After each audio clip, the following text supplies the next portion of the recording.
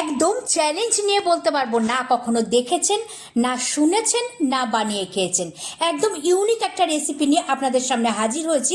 Modi coat অমলেটের recipe, যাতে পাবেন অমলেটের test আর vegetable হেলথের জন্য বেস্ট। দুটোর সংমিশ্রণে নিয়ে চলে এলাম মোদি কোট অমলেট রেসিপি।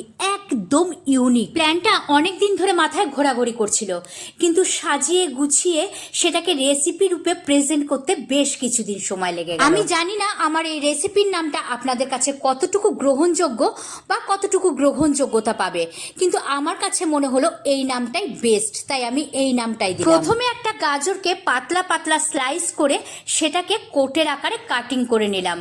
কলার আর পকেটটা সেটাকে কিন্তু প্রথমে গাজর দিয়েই দিয়েছিলাম, কিন্তু দেখলাম সেটাতে ভালো ফুটছে না। তার জন্য বেগুনের খোসা নিয়ে সেটাকে সুন্দর করে কাটিং করে কলার আর পকেটটা বানিয়ে নিলাম। তাতে করে দেখলাম বেশ ভালো লাগছে।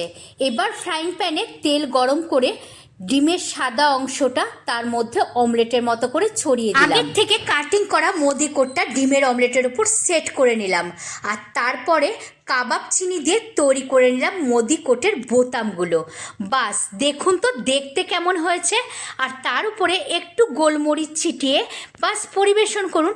দেখতে যেমন সুন্দর হয়েছে, খেতেও তেমন ঝাক্কাস হয়েছে।